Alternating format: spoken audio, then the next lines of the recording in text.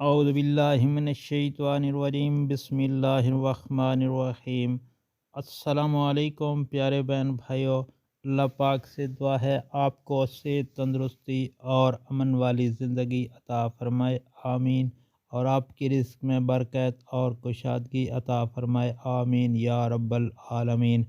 پیارے دوستو، جو شخص رات کو اٹھے اور یہ کلمات پڑھے، حضور نبی کریم صلی اللہ علیہ وآلہ وسلم نے ارشاد پاک فرمایا، یعنی دوستو یہ نبی پاک صلی اللہ علیہ وآلہ وسلم کا فرمان، جو شخص رات کو اٹھے اور یہ کلمات پڑھنا کہ ہیں، اعوذ باللہ من الشیطان الرجیم بسم اللہ الرحمن الرحیم، لا الہ الا اللہ وحدہ لا شریک لہ، لہ الملک و لہ الحمد وہو علی کل شیء قدیر، الحمد للہ وسبحان اللہ ولا الہ الا اللہ واللہ اکبر واللہ اکبر ولا حول ولا قوت الا باللہ پڑھے۔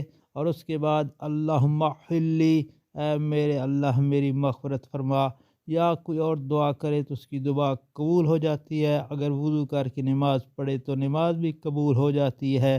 دوستو یہ صحیح بخاری کی حدیث شریف، اور آپ سے گزارش ہے کہ نبی پاک صلی اللہ علیہ وآلہ وسلم کے فرمان کو آگے شیئر کریں۔ اللہ پاک ہم سب پر رحم فرمائے، آمین۔